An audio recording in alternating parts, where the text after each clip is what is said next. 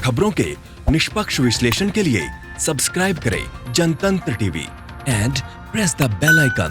Never miss any update. खाद्य मंत्री छत्तीसगढ़ के अमरजीत भगत हमारे साथ जुड़ गए हैं। अमरजीत जी, बहुत बहुत स्वागत है आपका जनतंत्र टीवी पर। सबसे पहले तो लॉकडाउन खत्म होने में महज 6 दिन बाकी हैं। इन सब के बीच एक राहत की खबर आपके राज्य से आ रही है कि पिछले 24 घंटे में एक भी कोरोना मरीज सामने नहीं आया है। कैसे आप पूरी व्यवस्था कर रहे हैं, क्या कुछ किया जा रहा है सरकार की तरफ से वहां पर?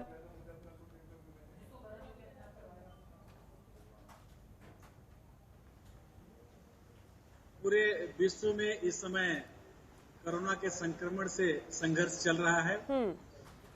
पूरा विश्व स्वास्थ्य संगठन, भारत सरकार ने जहां एडवाइजरी जारी किया है जी, वहीं छत्तीसगढ़ सरकार के मुखिया माननीय भूपेश बघेल जी ने छत्तीसगढ़ में उसका कड़ाई से पालन कराया है। जी, छत्तीसगढ़ सरकार में जहां पर एडवाइजरी के पालन में कठोर कदम उठाए गए हैं, वहीं पर कई लिबर्टीज भी दिए गए। जी, यहाँ जैसे छत्तीसगढ़ में भूखा कोई नहीं सोएगा।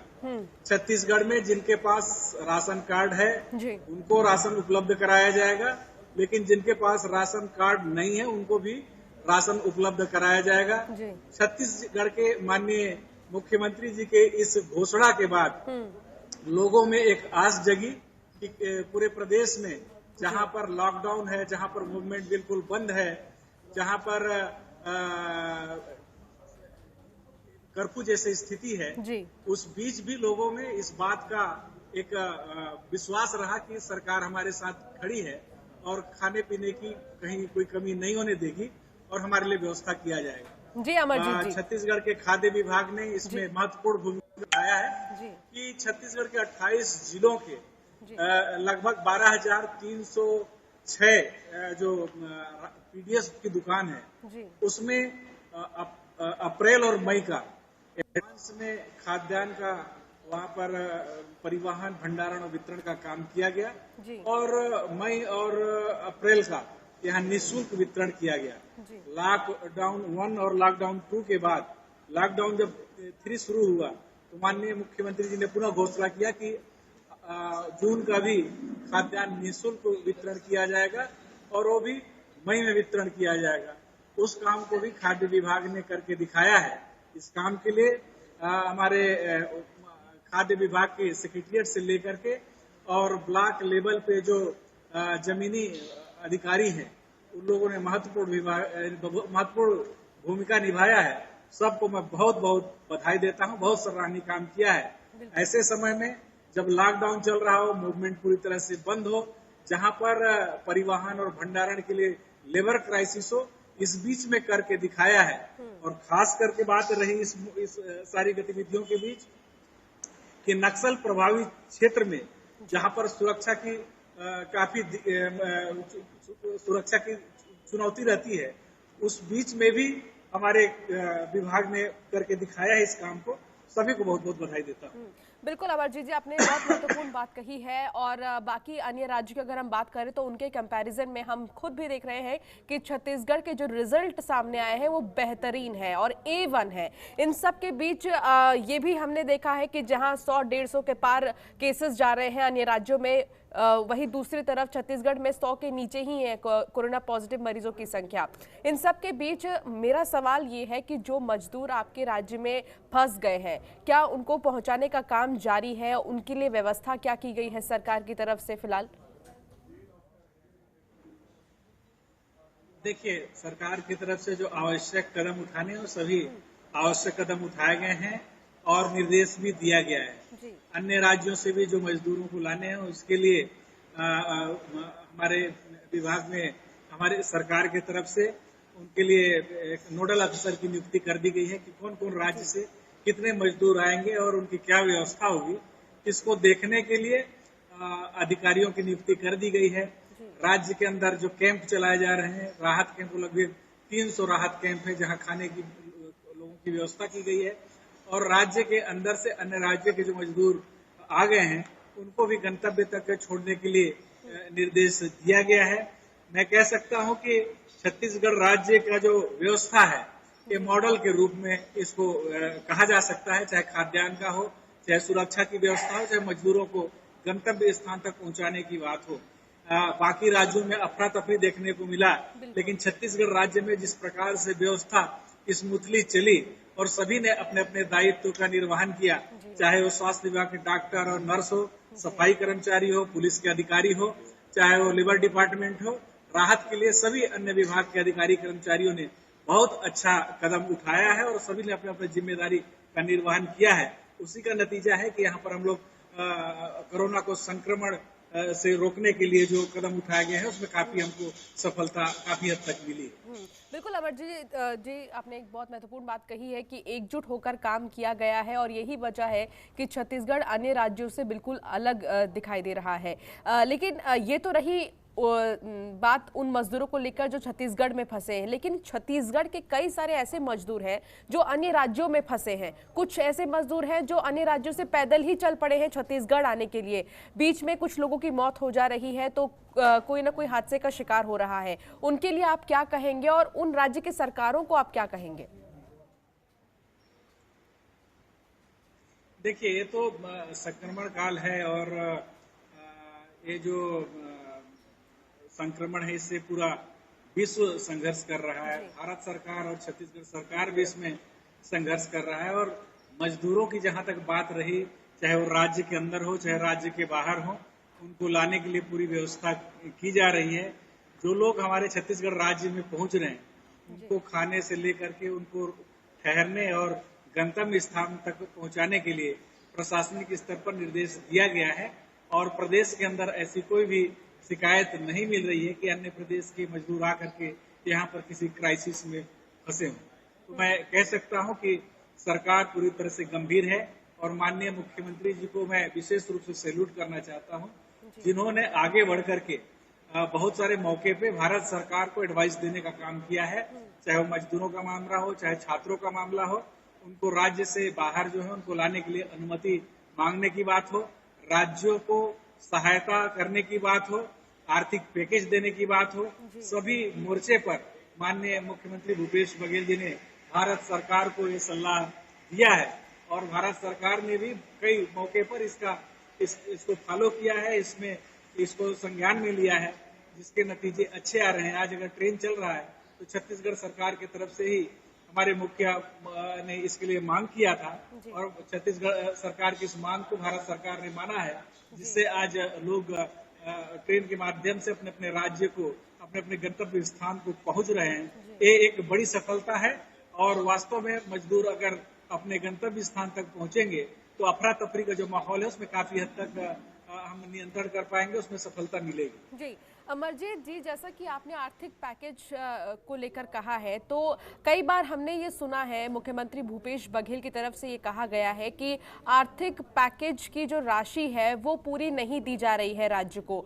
तो क्या लगता है कहाँ ये नाकामी दिखाई दे रही है या फिर लगातार केंद्र सरकार अनसुना कर रही है राज्य सरकारों की बातों को? क्या लगता है आपको?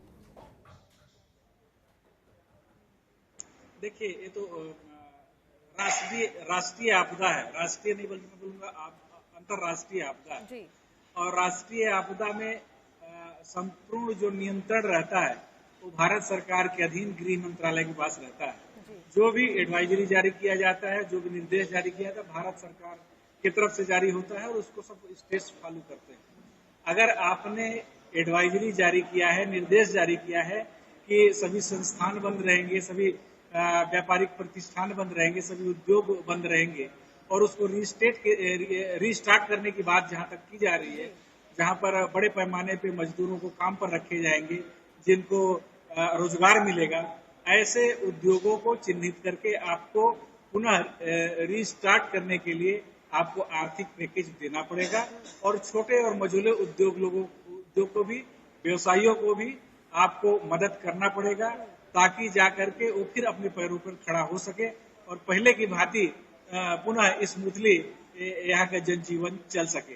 अगर हम ऐसे नहीं करेंगे, केवल आदेश और निर्देश देंगे, उनको मदद नहीं करेंगे, तो ये काफी दिक्कतें आएंगी और कई जगह इसका नकारात्मक रिजल्ट देखने को मिलेगा। बिल्कुल, आपने ये बात तो बिल्कुल सही कहा है और साथ ही मैं आपसे ये भी पूछना चाहूँगी कि जैसा कि हम देख रहे हैं कल से कई सारी ट्रेनें शुरू कर दी जाएंगी। आईआरसीटीसी ने बुकिंग शुरू कर दी है अभी से ही। इन सब के बीच इस छत्तीसगढ़ में क्या प्लानिंग बनाई गई है, क्या स्ट्रेटेजी बनाई गई है? जो ट्रेनें अन्य राज्य से आएंगी वहाँ उनकी व्यवस्था कैसे की जाएगी? जो लोग अन्य राज्य से आएंगे, जो भी जितने भी पैसेंजर्स हैं, उनके लिए क्या व्यवस्था की गई है स्टेशंस पर? देखिए, इसके लिए सभी हम जिले वाइज और विभाग वाइज इसके नोडल अधिकारी बनाए हुए हैं। जी। स्टेट के नोडल अधिकारी ये बात को तय कर रहे हैं कि कितने लोग हमारे किस साधन से आ रहे हैं और ट्रेन से जो आ रहे हैं उनका लिफ्टिंग पॉइंट क्या होगा। वहां पर हमारे अधिकारी तैनात रहेंगे और उस लिफ्टिंग पॉइंट से कहां तक हमको इनको छोड़ना है, वहां पर क्वारंटाइन सेंटर बना हुआ है, उनको मेडिकल जांच किया जाएगा और उनको क्वारंटाइन सेंटर में रखा जाएगा और जो गंभीर पॉजिटिव मिलेंगे उनको हॉस्पिटल में एडमिट किया जाएगा। ये तमाम तरह की व्यवस्था स्टेट से लेकर के डिस्ट्रिक्ट लेवल, ब्लॉक लेवल पर और सभी पंचायत स्तर पर भी किए गए। तो ये मैं मानता हूं कि यहाँ जो व्यवस्था की गई है माकूल व्यवस्था है और यहाँ छत्तीसगढ़ प्रदेश में किसी प्रकार की दिक्कत या अफरा तफरी नहीं मचेगा। और सब अधिकारी, कल मैंने स्वयं सरगुजा जिले के मुख्यालय में क्वारंटाइन सेंटर का मैं इंस्पेक्शन किया था और जिले के सभी आला अधिकारी थे, वहां जाकर के लक्ष्मीपुर और गंगापुर और जो क्वारंटाइन सेंटर है बिशुनपुर, इन सभी जगहों में हम गए थे और वहां जाकर के देखा कि जो व्यवस्था की गई है वो काफी हद तक संतोषजनक है। और उन जगहों में जहां पर पहले लाया जाएगा, पहले मेडिकल टेस्ट करेंगे, उन जगहों पर भी हम गए थे। यहाँ मेडिकल ऑफिसर से लेकर के और सभी डिस्ट्रिक्ट के नोडल अधिकारी भी तैनात रहेंगे। एक गाड़ियों में, जैसे एक बस में 25 लोग बैठेंगे, उसमें सुरक्षा का भी पर्याप्त व्यवस्था रहेगा, सोशल डिस्टेंसिंग का पालन किया जाएगा और गंतव्य स्थान तक उनको छोड़ा जाएगा। ये तमाम तरह की जो निर्देशिका जारी की गई है एडवाइजरी के अनुसार लोगों ने अपना तैयारी करके रखी है। तो मैं मान सकता हूँ, मैं कह सकता हूँ कि जो व्यवस्था है वो माकूल व्यवस्था है, अच्छी व्यवस्था है, इसका अच्छा रिजल्ट आएगा। जी बिल्कुल। और अमरजीत जी, मेरा सवाल रहेगा उन किसानों को लेकर भी आपसे, क्योंकि ये आपने भी देखा है और ये हम भी देख रहे हैं कि एक तरफ जहां मजदूर और अर्थव्यवस्था बुरी तरीके से प्रभावित हुआ है कोरोना वायरस के चलते, तो किसान भी सबसे ज्यादा प्रभावित हुए हैं। एक तरफ कोरोना की मार, दूसरी तरफ मौसम की मार। कहीं ना कहीं मौसम जब बदल रहा है तो किसानों की परेशानी और भी ज्यादा बढ़ जा रही है। तो किसानों को लेकर आपकी सरकार ने क्या सोचा है?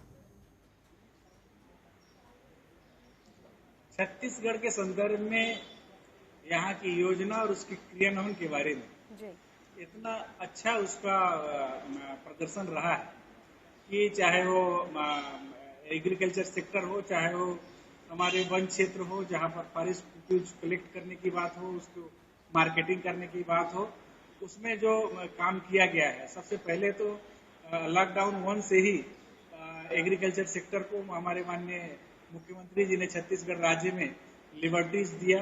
किसान अपने खेत तक जा सकता है, अपना फसल तैयार है उसको काट सकता है, सब्जी तोड़ करके बाजार तक ला सकता है।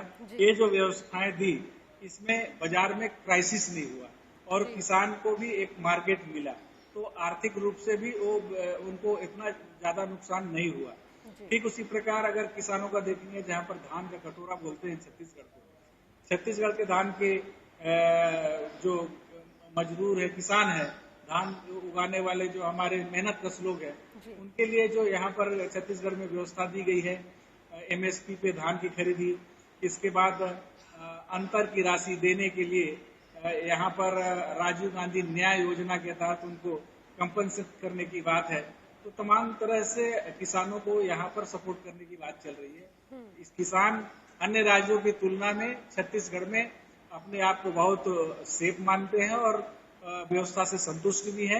समय समय पर उनको कई तरह से सपोर्ट किया जा रहा है। जैसे अभी प्राकृतिक आपदा में जो फसल नुकसान और मकान नुकसान से भी जो आकलन किया गया, उसमें धारा 6(4) के तहत मुआवजा दिया गया है, उसका प्रकरण तैयार करके। साथ ही जो फसल बीमा का जो पैसा था, उसको भी लगभग 600-700 करोड़ उनके खाते में डाला गया है।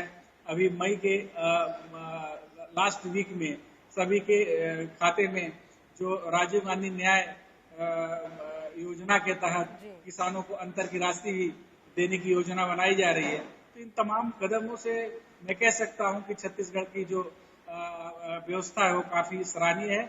और मैं नहीं कहता, ये तो रिजर्व बैंक ने भी यहाँ की जो अर्थव्यवस्था, यहाँ का जो पर्यवेक्षण है उसके बारे में तारीफ किया है कि ये अच्छा साइनिंग है। छत्तीसगढ़ में आर्थिक रूप से जो अच्छा साइनिंग है कि आगे बढ़ रहा है और काफी कुछ मेंटेन किया हुआ है। तो छत्तीसगढ़ की जो व्यवस्था है वो बहुत अच्छा है, इसको मॉडल के रूप में भी हम कह सकते हैं। बिल्कुल बिल्कुल अमरजीत जी, आप बहुत ही महत्वपूर्ण पॉइंट्स बता रहे हैं कि छत्तीसगढ़ में किस तरीके से सरकार लगी पड़ी है कि जल्द से जल्द इस महामारी के चलते जितनी भी परेशानी लोगों को हुई है उसे दूर किया जा सके और आगे भी स्थिति को काबू में किया जा सके।